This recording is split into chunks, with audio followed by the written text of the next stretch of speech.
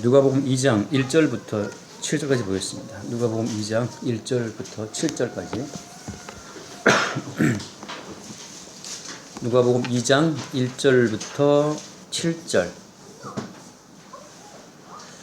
그때 가이사 아구스도가 영을 내려 천하로 다 호적하라 하였으니 이 호적은 구레뇨가 수리와 총독이 되었을 때 처음 한 것이라.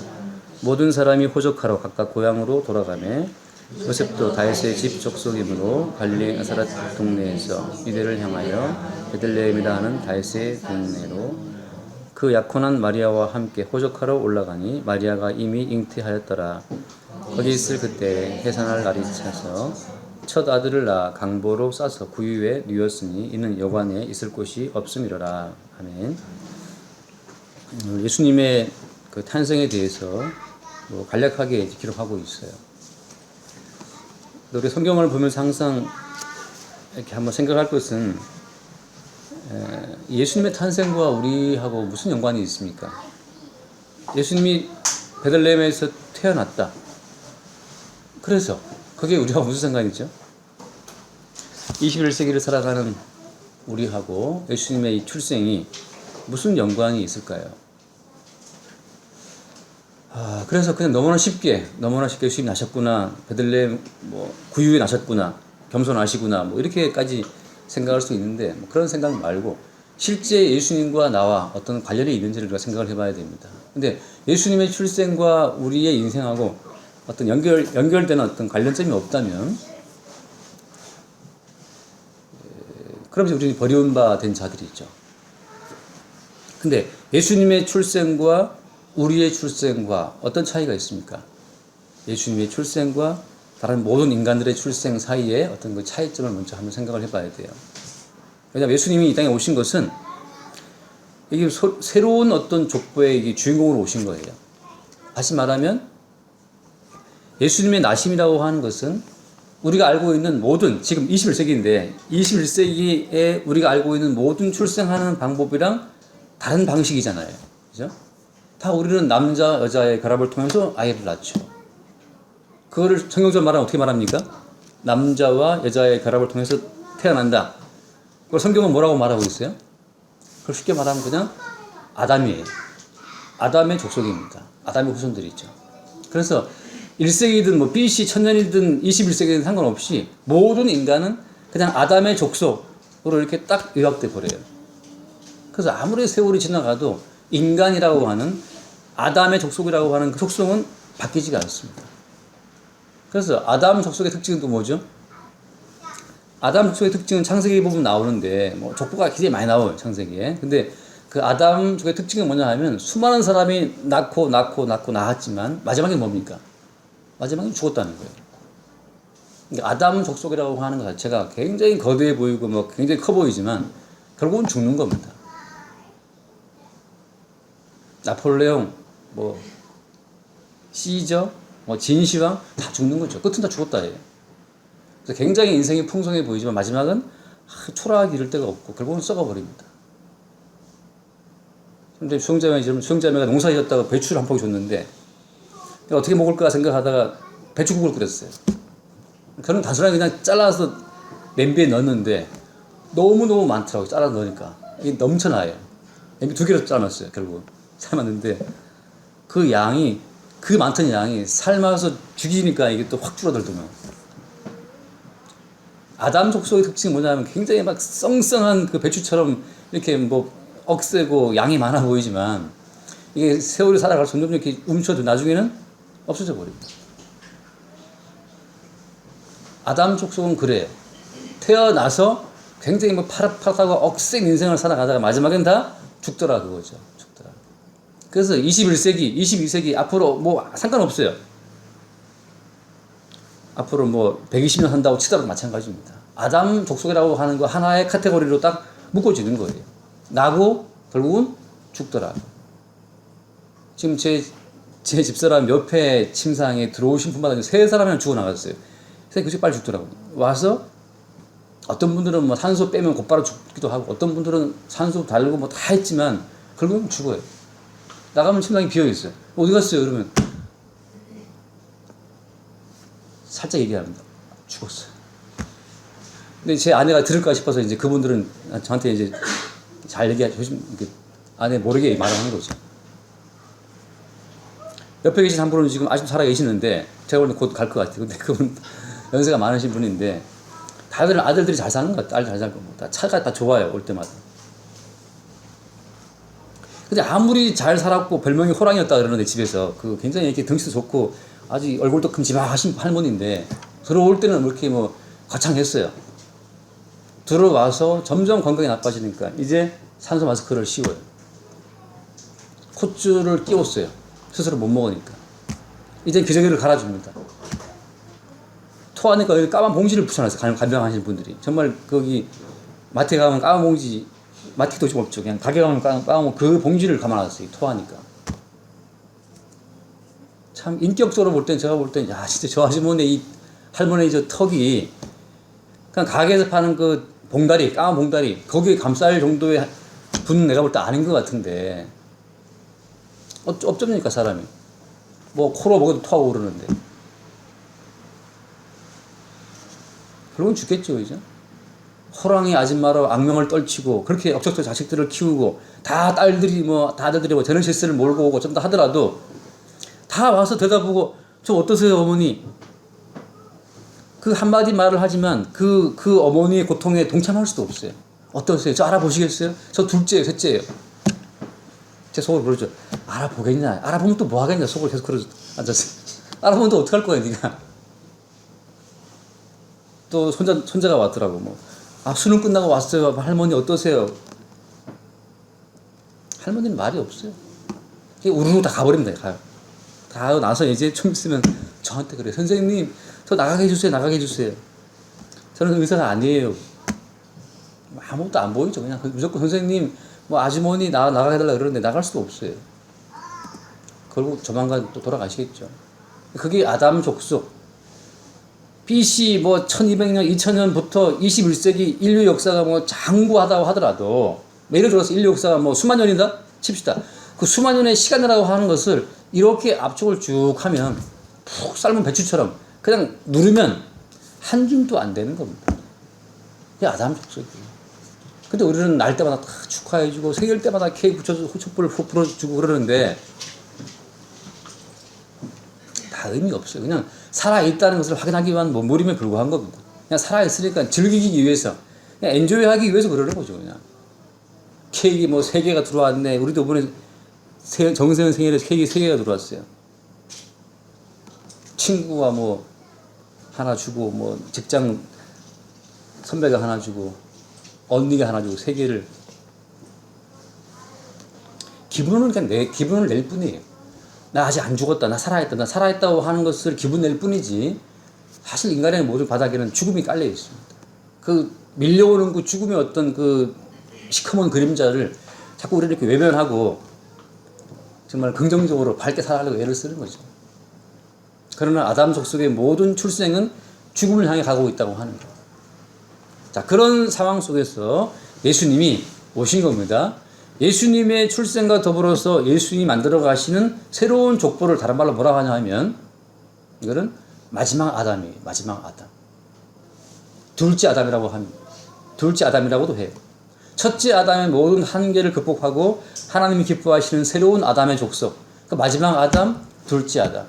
이거 뭐냐면 죽어도 또 사는 거예요. 이게 새로운 족보입니다. 예수가 만드신 족보예요. 근데 이 죽어도 사는 새로운 족보라고 하는 것은 어떻게 왔냐 하면 그 뿌리가 있습니다. 그 뿌리가 뭡니까? 우리가 예를 들어서 이 성경을 보면서 그래 예수님은 태어났다. 그래 살다가 33살에 죽었다. 또 부활했다며. 근데 나랑 뭔 상관이야 라고 말할 수 있어요. 근데 이 땅에 나서 슬픈 인생을 사시다가 33살에 죽었다, 부활했다라고 하는 그 예수님의 그 죽고 다시 살아나시는 그 인생이 우리랑 연결이 안 되면 우리는 예수님처럼 죽고 또 살 수가 없겠죠. 그러니까 뭔가 예수님, 그 죽고 또 사는 예수님의 인생에 우리가 뭔가 이렇게 얽혀 있어야, 이게 걸려 있어야, 연결점이 있어야 우리도 예수와 함께 죽고 함께 사는 겁니다. 그걸 바울은 간단하게 말하죠. 우리가 다 예수와 함께 죽고 또 예수와 함께 살았다는 말을 하잖아요. 그것처럼 이 뭔가 예수님과 우리 사이에 연결되는 뭔가 고리가 있어야 우리가 예수와 함께 죽고 함께 살 수 있는 겁니다. 그 고리가 뭐라 그래요? 그 고리를 뭐라고 합니까? 그 고리를 예수님의 인생과 우리 인생이 서로 무관해 보이거든요. 팔레스타인 지금 뭐 난리 났지 않습니까? 팔레스타인 그 2000년 전에 그 예수님과 우리의 인생 사이에 도대체 무슨 연결고리가 있어요? 저와 저희 아버님은 핏줄이라는 핏줄 DNA 검사하면 99.9% 일치하겠죠. 그 고리가 있을 거 아니에요. 결국 그 아버지에 올라가면 누가 있어요? 아담이 있어요. 결국 아담과 우리는 DNA 검사하면 99.9% 일치합니다. 넓게 봤을 때. 예수님과 우리는 어떤 관련이 있어요? 성경에서 말하는 관련은 하나입니다. 그거 바로 뭐냐면 약속이에요. 약속이라고 하는 말 자체가 이 성경 전체를 압축하면 마지막 단어가 약속입니다. 그래서 구약과 신약이잖아요. 옛 약속과 새 약속인데 예를 들어서 하나님은 아브라함을 부르신 이후에 어떻게 하죠? 약속을 하십니다. 내가 너를 복주겠다. 히브리서에 무슨 말씀하십니까? 심지어 하나님이 맹세까지 해요. 내가 너를 복주겠다. 맹세까지 합니다. 그 약속을 세게 말하면 맹세인데 그 약속의 흐름이 있어요. 또 예를 들어서 아브라함과 사라에게 약속하시기를 아들이 태어날 것이다 라고 그 약속 가운데 아들을 주십니다. 그 약속 가운데 태어난 아들이라는 게 중요한 거예요. 약속이라고 하는 그 하나의 연결고리로 예수님과 우리가 엮여있지 않으면 예수님과 우리는 각자 따라는 인생입니다. 우리는 아담족에 속해서 그냥 지옥 가는 것이고 예수께 속한 자들은 예수와 함께 살겠죠. 그 약속. 자, 똑같이 오늘 예수님 또 어떻습니까? 오늘 말씀에 무슨 내용이에요? 가이사 아구스토라는 말은 아우구스투스를 말하는 건데 줄리우스 시저의 양아들이죠. 로마 제국의 황제 재정을 연 사람입니다. 가이사 아구스토가. 가이사란 말은 시저란 말이고 시저 아우구스투스예요. 근데 이 사람이 황제가 된 이후에 로마 제국 전체에 다 센서스를 실시했어요. 이 사람은 역사를 보면 굉장히 정밀한 사람입니다. 되게 약한 사람이고 몸이 약한 사람이었어요. 그래서 이 사람의 그 모든 신상을 보면 가장 젊은 시절 신상 외에는 없어요. 가장 젊고 쌩쌩했을 때 20대 후반의 그 조각상 그림만 쭉 많이 남아 있습니다. 나머지는 약한 모습은 다 그리지도 못하게 했어요. 가장 젊고 생생했을 때 그 모습을 남겼죠. 이 사람은 전쟁을 못했어요. 그래서 항상 그 오른팔 전쟁을 잘하는 부하를 세워서 싸움터에 나갔고 최고 사령관이지만 이 사람이 주요한 전쟁에서 늘 패했거든요. 본인이 알아요. 나는 전쟁에는 꽝이다. 그래서 부하를 세워서 했었는데 대신 그 약점을 아주 치밀한 머리로 방어를 많이 했습니다. 그래서 이 사람이 또 천하로 로마 제국 전체로 다 호족을 하게 한 거예요. 인구를 정확한 인구 조사에 근거해서 예를 들어서 세금을 걸 수 있으니까. 하필 그 시기에 가이사 아구스토가 전체 로마 제국 내에 다 조사를 시킨 겁니다. 조사를.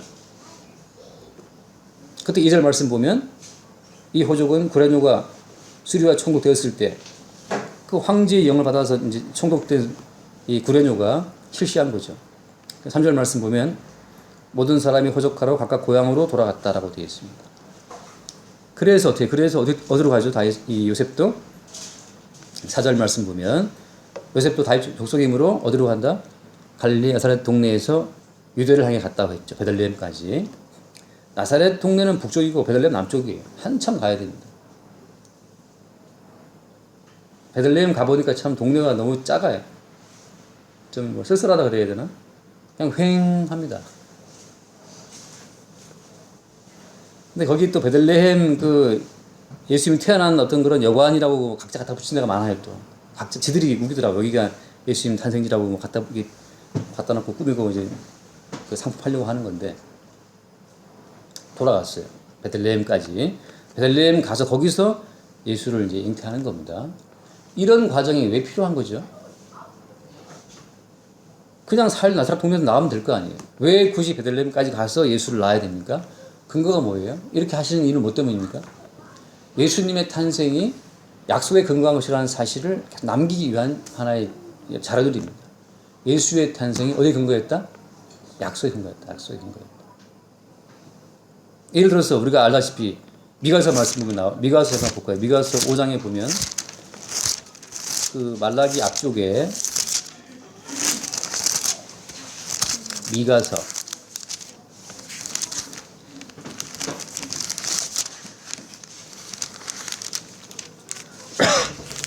요나서 다음에 미가서 5장 보겠습니다. 우리가 다 아는 이야기입니다. 미가서 5장 2절 말씀. 베들레헴 에브라다야 너는 유다 족속 중에 작을지라도 이스라엘을 다스릴 자가 내게로 나올 것이라. 그의 근본은 상고에 영원히 있느니라. 이 베들레헴이라고 하는 동 자체가 이미 이스라엘의 통치자, 이스라엘의 왕으로 오실 자가 난다고 하는 것이 이미 예언되어 있어요. 말하자면 이런 수많은 예언과 예언을 통해서 계속 예수님의 탄생이 약속에 근거해 있다는 사실을 계속 말해주고 있는 겁니다. 그리고 어때요? 또 우리가 봤다시피 누가복음 1장 말씀 보면 누가복음 1장에서는 누가 이야기합니까? 천사가 와서 가브리엘이 와서 마리아한테 말하죠. 너가 아들을 낳을 것이다. 예수님의 탄생이 하늘의 약속에 근거했다는 사실을 계속 이야기해 주고 있어요. 하나님의 약속에 근거한 출생만이 새로운 족보를 이룰 수가 있다고 하는 겁니다. 그래서 예수님의 탄생도 약속에 근거했다라고 하는 것. 동시에 우리가 봤다시피 앞에 누가 나옵니까? 바로 앞에 누가복음 1장에 세례 요한 탄생 나오죠. 세례 요한 또 출생의 근거는 뭐예요? 출생의 근거는 약속입니다. 약속. 가브리엘의 약속대로 엘리사벳이 잉태를 해서 세례 요한을 잉태하죠. 해산하죠. 그것처럼 지금 예수님의 출생이라고 하는 것은 약속의 뿌리를 둔 출생이라고 하는 것은 동일하게 약속의 뿌리를 둔 수많은 사람들과 연결되어 있습니다. 마치 넝쿨처럼 연결되어 있다고 하는 거죠. 이삭이 태어날 것이 약속되었고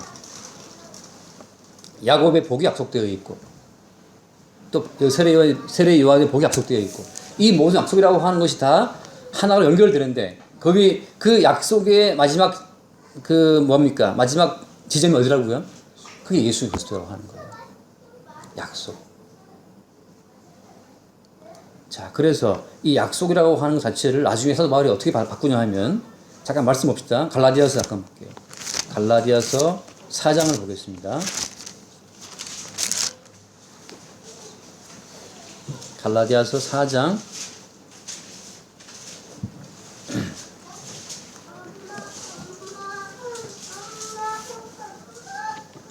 4장 자 28절 보겠습니다. 28절 29절 4장 28절 형제들아 너희는 이삭과 같이 약속의 자녀라. 그 다음 보세요. 그러나 그때 육체를 따라난 자가 성령을 따라난 자를 박해한 것 같이 이제도 그러하다라고. 여기 지금 28절에서는 뭐라고 했어요? 이삭이 약속에 근거한 출생이라고 말하고 있지 않습니까? 29절에서 뭐라고 말하고 있어요? 뭘 따라났다? 성령을 따라났다. 바꿔 말하면 약속이라고 하는 것은 성령과 같은 용어입니다. 약속을 따라났다고 하는 그 약속이라는 것 자체가 성령에 의해서 주어진 약속이라야 하고 그 약속이 이루어지는 약속의 성취 자체가 누가 이루시는 거예요? 성령께서 이루시는 거예요. 여기에 약속과 성령에 의해서 이루어지는 하나님의 자녀의 출생에 대해서 반대쪽에 있는 건 뭡니까? 육체고, 또 다른 말은 뭐예요? 육체고, 다른 말은? 지금 펼쳐 있으니 보겠습니다. 거기 보면 그 4장, 갈라디아 4장 24절 말씀 보겠습니다. 23절. 여종에게서는 육체를 따라 낳고 자유인 여자에게서는 약속으로 말미암았다. 이것은 비유니 여자들은 두 언약이다고 되어 있죠. 자, 이러면서 앞에 21절 말씀 봐요. 21절. 내게 말하라. 율법 아래에 있고자 하는 자들아. 율법을 듣지 못하였느냐. 자, 육체를 따라 낳았다는 말은 무슨 말인가 하면 무슨 말입니까? 율법 아래에 있고자 하는 자들. 바꿔 말하면 하나님의 말씀을 지킴으로 말미암아서 하나님 자녀가 되고자 하는 자들을 향해서 하시는 말씀이에요.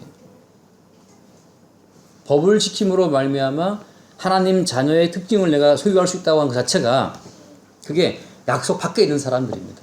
바꿔 말하면 죽으시고 부활하신 예수님의 노선에 우리가 합류되기 위해서는 내가 법을 지키고 내가 말씀을 지키는 그 노선으로는 여기에 갈 수가 없다는 뜻이에요.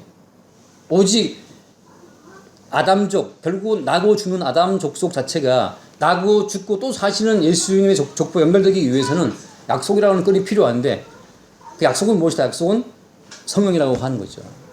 그래서 성령을 받고 약속 안에 있는 사람들 입장에서는 선명하게 뭐가 보이냐 하면 자기의 행위로 율법을 지킴으로 하나님 나라에 가고자 하는 자들의 그 행태가 선명히 보인다고 하는 겁니다. 그래서 저건 아닌데 저것은 아니다라는 사실이 명확히 보인다는 거예요. 율법을 지킴으로써 하나님의 모든 말씀을 생활화함으로써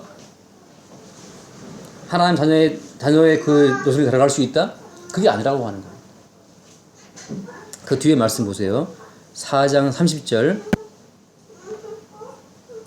그러나 29절. 그러나 그때 육체를 따르는 자가 어떻게 했다? 성령을 따르는 자를 박해한 것 같이 이제도 그러하도다. 그러나 성경이 무엇을 말하느냐? 여종과 그 아들을 내쫓으라. 여종의 아들이 자연 여자의 아들과 더불어 유업을 얻지 못하리라. 박해가 벌어집니다. 박해. 이 박해의 생생한 그림은 뭐예요?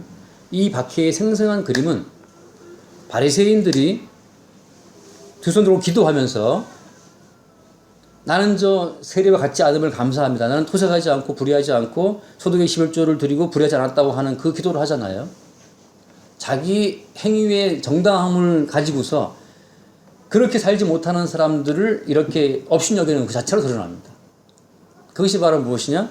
육체를 따르는 자들이 이걸 핍박하는 거예요. 바꿔 말하면, 또다시 말하면 이삭이 젖을 떼었을 때 이스마엘이 이삭을 박해하죠. 이스마엘은 힘이 좋은 아이였고 이삭은 저때는 아이는 힘이 없지 않습니까? 육체의 힘으로 이스마엘이 이삭을 희롱해요. 그걸 보고 사라가 쫓아내죠. 이스마엘과 그 하가를 쫓아버리는데 그것처럼 요걸 지난주 말씀에 보면 또 어떻게 되냐면 분인나라고 하는 여자는 자식이 많았죠. 자식이 많았습니다. 그 자식은 뭘 말하는 겁니까? 그 자식은 약속의 흐름 가운데에서 불임난 자식이 한 자는 없었는데 약속의 흐름 가운데서 자식은 뭘 말하는 거예요? 율법의 열매를 말하는 거예요. 법의 열매를. 나의 행함의 자식이 많은 거예요. 바리새인들처럼 나는 간음하지 않고 불의하지 않고 소득의 11조를 드리고 안식일을 지켰고 하는 그 여러 가지 열매가 많지 않습니까? 율법의 자식이 많은 거예요. 나의 행함이 많은 겁니다. 그래서 여러분 교회를 나와도 내가 주님 앞에 뭘 했다는 것이 많은 사람들, 내가 교회에서 했다고 하는 것을 많이 기억하는 사람들은 불임나처럼 자랑할 수 있어요. 동시에 누구를 박해할 수 있습니까? 한나처럼. 행함의 열매가 없으니까 한나를 비난하죠. 조롱합니다. 너는 한 게 뭐가 있냐? 한 게 뭐가 있냐? 자, 똑같이 이어집니다. 탕자라고 하는 그 아들은 나가서 다 까먹고 들어왔어요. 아무것도 열매가 없었습니다. 그러니까 첫째 아들은 집에서 자기 행함의 자식이 많아요. 내가 집에서 아버지를 도와 농사 짓지 않았느냐. 아버지를 도와 이렇게 땀 흘린 나는 무시하고 다 까먹고 돌아온 저 탕자 동생 놈을 위해서 잔치 베푸느냐라고 이제 그 형이 반발하죠. 거기에서 뭘 말하는 것이냐 마찬가지입니다. 자기 행함의 자식이 많은 사람들은 자기 행함의 열매가 없는 사람들을 비난하게 돼 있어요. 이것이 하나님의 모락입니다. 왜? 죽고 다시 죽음을 이기고 살아나는 그 예수의 노선에 합류하기 위해서는 무엇이 포기돼야 돼요? 너희 행함의 열매가 포기돼야 된다고 하는 거죠. 너의 행함으로, 너의 행실의 의로움으로는 이 아담, 마지막 아담, 예수의 노선에 동참할 수가 없다는 사실을. 아무리 착하게 살고, 사람들이 많이 하고 살고, 30년, 50년 목회를 하고 살아도 그 너의 행함의 열매로서는 죽고 또 사는 예수님의 새로운 족보에 가담할 수 없다. 그 사실을 선명히 보여주고 예수님이 반복적으로 말씀하시는 겁니다. 마지막에 브린나가 한나를 격동시키잖아요. 마지막에 한나가 아이를 낳죠. 한나가 그 아이를 낳은 다음에 사무엘을 낳은 다음에 어떻게 합니까? 아들 어떻게 하죠? 이게 또 중요한데 한나가 사무엘을 낳은 그 이후에 그 사무엘을 자기 행함의 열매로 자기가 소유하지 않아요. 어떻게 합니까? 성소에 사무엘을 드려버리죠. 왜? 이 사무엘은 내 행함과 애씀의 노력으로 만든 열매가 아니고 약속으로 주어진 것이기 때문에 그렇습니다. 그 약속으로 주께 드린다라고 하는 것, 그 한나는 사무엘을 하나님께 드림으로 말미암아서 비로소 자유를 얻어요. 자유. 자유는 뭐냐? 자유라고 하는 것은 자기 자신에 의해서 매이지 않는 게 자유입니다. 자기 자신의 행함의 열매를 내가 챙기게 되면 계속 나는 내 행함의 열매에 붙들려서 인생을 살게 돼요. 제가 지난주에 말씀드렸습니까? 본래 11조의 의미라는 것은 뭐냐? 본래 11조의 의미라고 하는 것은 내가 벌은 소득의 10개 가운데에서 하나를 주께 드리고 9개 내가 챙긴다. 그게 11조가 아니에요. 본래 11조는 뭐냐? 본래 11조는 내가 벌어들인 10분의 10을 다 주께 드린다는 거죠. 그러면 나 어떻게 삽니까? 다 드리면. 내가 10개 전부를 다 주께 드리면 나 어떻게 살아요? 바로 그게 11조예요. 내가 먹고 살아야 될 10개를 전부 다 주께 드림으로써 나의 인생 전체를 하나님의 손에 일임한다는 뜻이에요. 일임한다는 뜻이에요. 내 인생을 주께 일임한다는 거죠. 그게 11조예요. 내 전체 인생을 내가 벌어들인 소득을 주께 일임해 드리면 나 어떻게 살지? 나의 생존을 주님께서 알아서 하십시오. 내 생존을 주께 던져버리는 게 11조거든요. 그럼 주님 다시 우리에게 10분의 9를 주시든 뭐 8을 주시든 그건 상관없는데 그것을 산다고 하는 거죠. 그 11조를 말하자면 역사 가운데 온전히 이룬 사람이 누구라고 했습니까? 그 이룬 사람이 사르밧 과부예요. 사르밧 과부. 마지막 남은 떡 한 조각과 기름 한 병을 그 떡을 구워서 선지자한테 줌으로 말미암아서 선지자에게 자기와 자기 아들의 인생을 맡겨버리는 거죠. 마지막 남은 떡과 기름인데 이걸 내가 먹어야 되는데 이거를 마지막 남은 떡과 기름 자체를 선지자에게 일임함으로 말미암아서 그 선지자로 대표되는 하나님께 자기의 인생을 맡겨버리는 겁니다. 마찬가지로 자기 행함의 열매를 스스로 믿고 있으면 내가 이렇게 노력하고 이렇게 애썼기 때문에 나에게는 이러한 결과가 돌아와야 될 거야 라고 생각하면 우리는 우리 행함의 열매 내가 매이게 되는 거죠. 내 행함에 스스로 책임을 지려고 하는 그 자체가 우리를 종되게 하는 겁니다. 내가 이렇게 헌신했기 때문에 하나님 나에게 보상해 주시겠지. 인간의 모든 행함은 다 보상 그 심리가 깔려 있습니다. 내가 뭘 하면 내가 한 것에 대해서 어떤 보상을 다 기대하고 우리는 행동하게 되어 있어요. 어떤 분은 목사님 저는 안 그렇습니다. 내가 행한 것에 대해서 아무도 알아주지 않고 보상해 주지 않으면 우리는 지치게 되어 있습니다. 지치고 속에서 불만이 올라오게 되어 있어요. 그 말은 무슨 말입니까? 사실은 기대하고 있다는 뜻이죠. 제가 집에서 요즘에 살림을 뭐 하려면 말할 수는 없지만 뭘 하는데 이제 인간은 이제 피곤할 때가 있잖아요. 피곤할 때가 있어요. 피곤한 중에 이제 또 뭐 할 게 또 계속 있단 말이죠.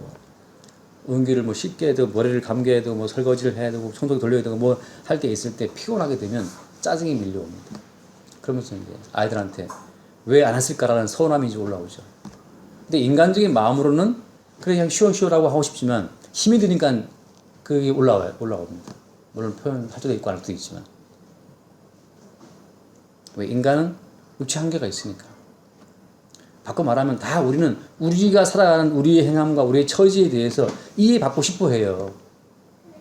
그래서 우리는 우리의 행함에 대해서 베풀고 나서 잊어버리면 좋은데 잊지를 못합니다. 내가 행한 것에 대한 반드시 그 보상을 염두에 두고 인생을 살아가요.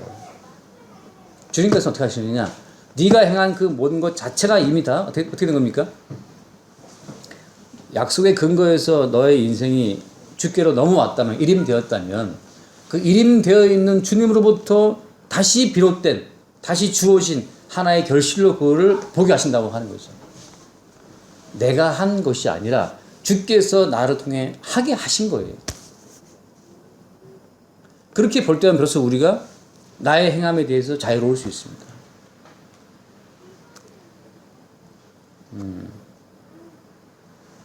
이게 뭐 말이 되게 쉬운 말이긴 하지만 실제 우리의 육체가 항상 겪는 일들이란 말이죠.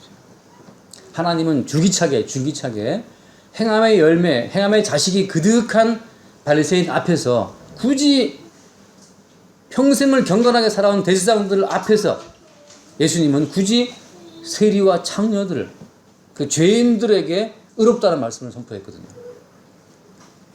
대제사장들이 바리새인들이 자기 행함의 자식을 키우기 위해서 얼마나 애썼습니까? 얼마나 안식일을 지키기 위해서.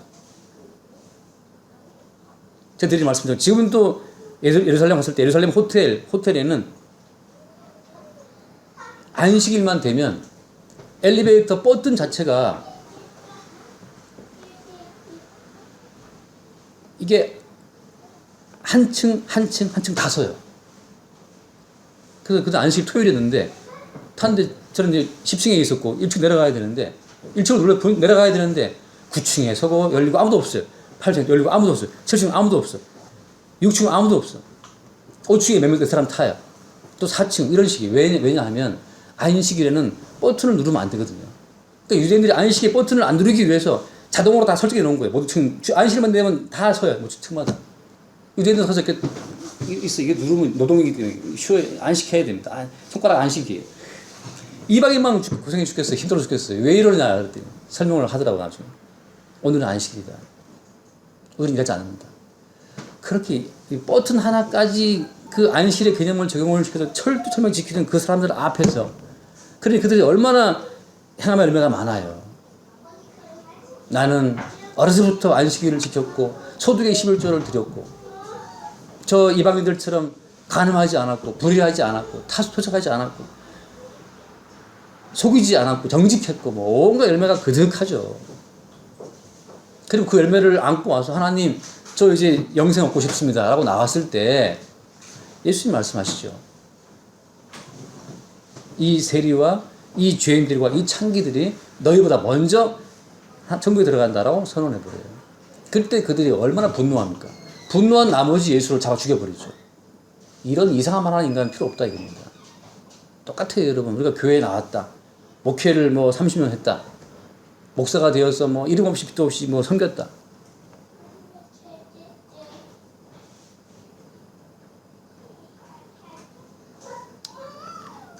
그래서 이제 뭐 나름 뭐가 있겠죠, 그죠? 다들.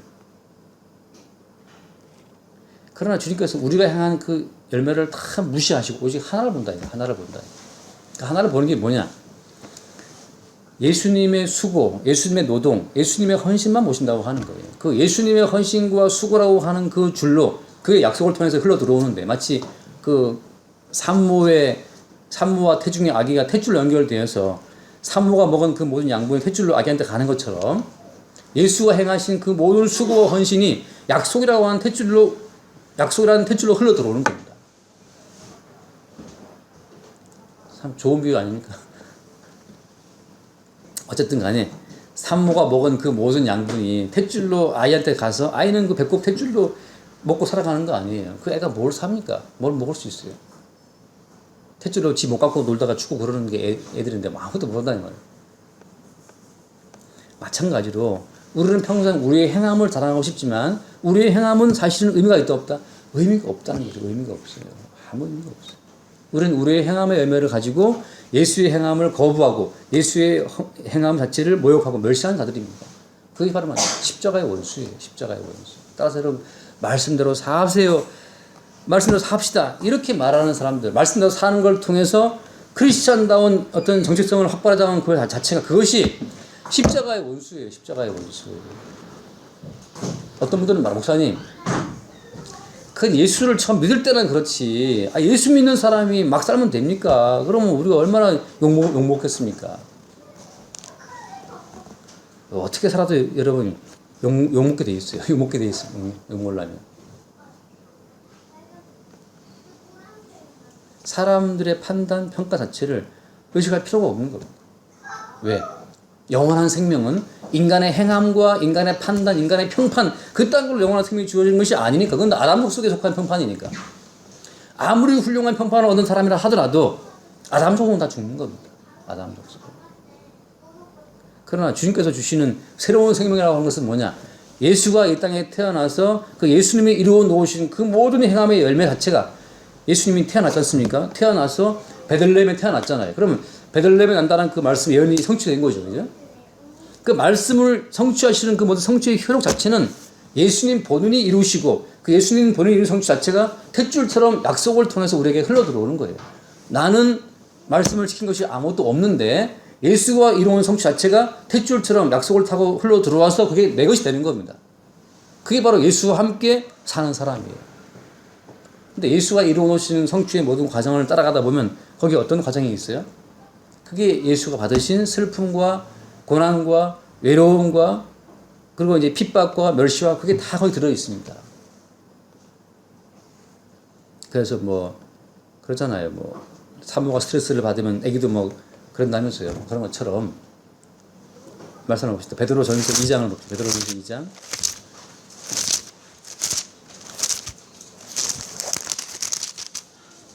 베드로전서 2장 21절 봅시다.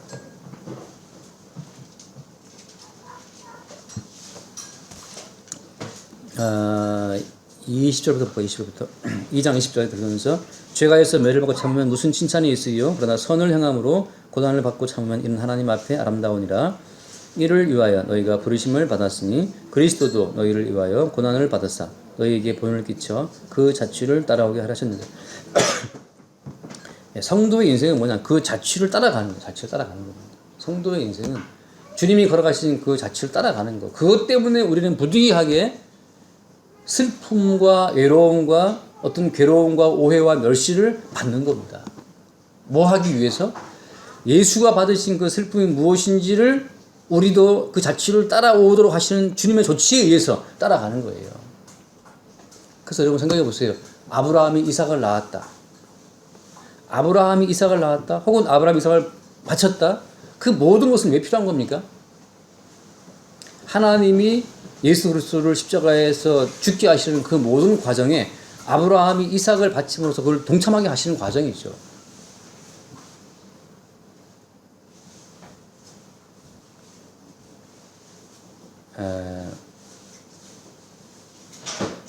그래서 성도의 인생이라는 것은 오해받고 멸시받고 수치를 받고 하는 그 모든 과정이 다 무엇이냐. 그리고 예수 그리스도가 받으신 고난의 흔적이 무엇인지를 우리에게 계속 상기시키는 과정입니다. 야, 너를 구원하기 위해서 예수님이 이런 고생을 했어. 그 고생이 뭔지 우리는 그냥 글자만 봐서는 모르죠. 그러나 실제 우리가 받는 삶의 고통을 통해서 아, 이런 고생을 예수님이 받았구나는 것을 우리가 알도록 바로 약속과 성령에 의해서 그렇게 우리 받는 고생이 예수의 고난으로 이렇게 함께 묶이게 되는 겁니다. 아까 드린 비유처럼 탯줄로 흘러 들어오듯이 성령은 우리 삶 자체를 예수의 삶으로 이렇게 묶어 세우는 거예요. 묶는 과정 속에서 우리가 내가 받는 고난 속에서 예수의 고난의 흔적을 보게 되는 거죠. 이 말도 뭐 어렵진 않죠?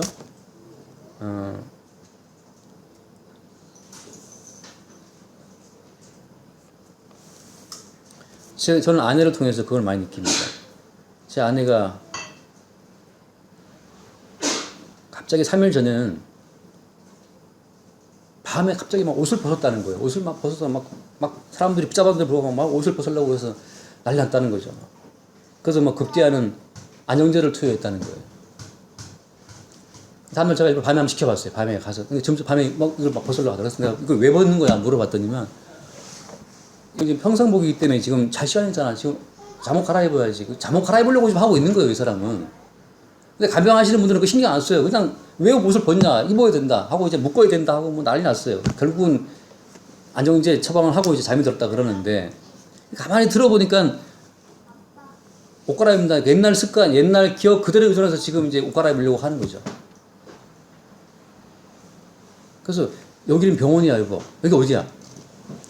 병원, 뭐 호텔이랬다가 집이랬다가 막 나오는데 말이. 그러니까 집인 줄 알아. 집인 줄 알고 지금 이제 잘 시간이 됐으니까 이제 잠 갈아입으려고 지금 단추를 푸니까 사람들은 와서 말리고. 이러면 안 된다 그러고, 여기서.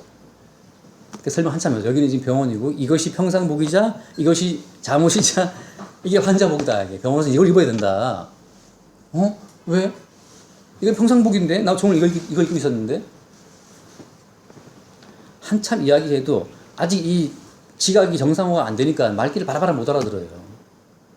결국은 제가 볼 때는 뭐 옷을 벗고 사람들이 막 와서 말리고 뭐 커튼을 치고 뭐 안정제를 놓고 하는 그 과정을 통해서 사람은 그냥 이게 사람이 아니구나. 어찌 보면 그냥 정말 이성 없는 짐승 같은 거예요. 처음 떠오른 것은 바벨론 왕 느부갓네살 왕한테 주님 말씀하시죠. 그 바벨론 왕 느부갓네살 왕의 지각을 주님이 거두고 가시니까 7년 동안 느부갓네살 왕이 풀을 먹으면서 소처럼 살았잖아요. 짐승처럼 살았지 않습니까? 주님이 지각을 거두고 가시는 그 순간에 사람 아무것도 아닌 거죠. 근데 예수님 본인이 그렇게 뻘거 벗기운 채로 나무에 달려 죽었잖아요. 예수님 뻘거 벗기운 채로 그 수치와 그 멸시를 뭐 왕이라는 분이 왕이라고 하는 분이 말이죠. 자유색 공포를 걸치고 뭐 그게 와도 시원치 않은 판에 그 뻘거벗은 채로 못 박혔으니까 얼마나 수치입니까? 말하자면 우리가 당하는 그 모든 수치 혹은 나를 모함한 어떤 이들을 말하면 내가 받는 어떤 슬픔과 괴로움 그 모든 걸 통해서 우리는 예수가 걸어가시는 그 자체를 우리가 따라가는 과정으로 주님이 어떻게 성령으로 우리를 묶으신다고 하는 거죠. 성령 충만한 것은 무엇이냐? 우리 모든 범사의 인생을 통해서 예수 그리스도의 고난의 자치와 함께 묶이게 되는 그 사람 충만한 사람이에요. 뭐 불러불러 뭐 샤발라 하고 뭐 이렇게 고치고 그게 성령 충만 아니고 성령 충만은 무엇이냐? 예수가 걸어가신 나의 죄를 대신 담당하신 예수님의 그 고난과 슬픔과 배반당함과 수치 현장을 쭉 따라가는 그것으로 내 인생이 엮이게 될 때 그때 우리는 예수님과 함께 고난받고 함께 수치받고 함께 죽고 사는 그것으로 한 노선으로 묶게 되는 겁니다. 예수님이 태어났다. 예수님이 출생과 우리가 뭔 상관이 있습니까? 구유에 누웠다. 무슨 상관이 있어 나하고.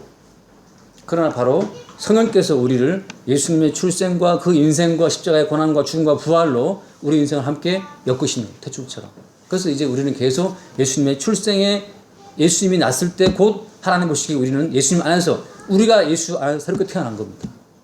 베들레헴에 태어났다. 그것은 곧 예수님의 출생은 곧 어때요? 예수 안에서 우리가 난 거예요. 예수의 고난은 곧 어때요? 예수 안에서 우리가 함께 고난 받는 겁니다. 그래서 우리는 십자가에 안 죽었는데 하나님 보시기에는 네가 예수와 함께 죽었네 이렇게 평가하시는 거예요. 많은 사람들이 그 비밀을 이해 못합니다. 바울이 말하기를 내가 그리스도와 함께 어떻게 했습니까? 십자가 못 박혔다 말하잖아요. 그게 무슨 말이에요? 바울이 예수와 함께 못 박혔습니까? 십자가에 진짜? 예수님이 죽고 부활하신 이후에 바울은 나타난 사람이에요. 바울은 죽을 때 목 날아가서 죽었습니다. 전설에 의하면. 언제 바울이 예수와 함께 못 박혔어요? 예수 혼자만 못 박혔는데 십자가 못 박혔는데 언제 바울이 못 박혔느냐 말이에요. 이거 자체를 우리가 아는 역사적 개념으로는 그 비밀을 풀 수가 없어요. 바울의 말은 거짓말이죠. 그냥. 야, 네가 언제 못 박혔어? 십자가 못 박혔어요. 예수가 죽을 때 내가 봤더니 예수밖에 없더라 십자가 여기. 옆에 한 명씩 두 명 있었고 거기 뭐 예수와 함께 바울이 거기 발려 있었다고 네가 뭔 사기를 치고 있어 이놈아 라고 우리 말할 수밖에 없죠. 맞아요 안 맞아요? 성령 안에서 탯줄처럼 성령 약속 안에서 약속이라고 하는 그 줄을 사이에 두고 예수님이 당하시는 모든 고난은 우리의 고난이 되고 예수가 받으시는 모든 아픔 우리의 아픔이 되고 예수의 죽으심 우리의 죽으심이 되고 동시에 예수의 부활하심은 우리의 부활하심이 되는 겁니다. 그래서 예수 그리스도의 출생이라고 하는 것은 약속이라는 탯줄이 없이는 성령이 없이는 그래 뭐 났대 거기 뭐 태어났대 크리스마스 성탄 트리 세우고 뭐 노래 부르면 됐지 뭐 노래를 아무리 밤새도록 불러도 약속이라는 탯줄로 연결되어 있지 않으면 예수의 출생과 내 출생은 남의 일입니다. 남의 일이에요. 이제 다가오는데 크리스마스가 예수님의 출생이라고 하는 자체가 약속이라는 통로를 통해서 우리에게 흘러 들어와서 예수의 나심이 우리의 나심이 되고 예수의 고난이 우리의 고난이 되고 예수의 죽으심과 부활이 또한 우리의 죽으심과 부활 될 수 있기를 바랍니다. 기도하겠습니다. 하나님 아버지 2000년 전에 조그만 베들레헴 동네에 한 아이가 태어났는데 바로 그 아이의 출생이 약속이라고 하는 긴 루트를 따라 우리에게 적용되고 흘러 들어오게 됨을 감사합니다. 그리하여 이제 우리의 심령 속에 그 예수 그리스도가 자라고 그 예수 그리스도의 고난과 십자가의 죽음과 부활하심이 그대로 이루어짐으로 말미암아 우리도 예수와 함께 죽고 부활하는 그 인생에 동참되게 하시니 감사합니다. 그 은혜를 얼마나 새로이 깨닫고 주님을 찬송하게 하여 주옵소서. 우리 주 예수로 기도드립나이다. 아멘.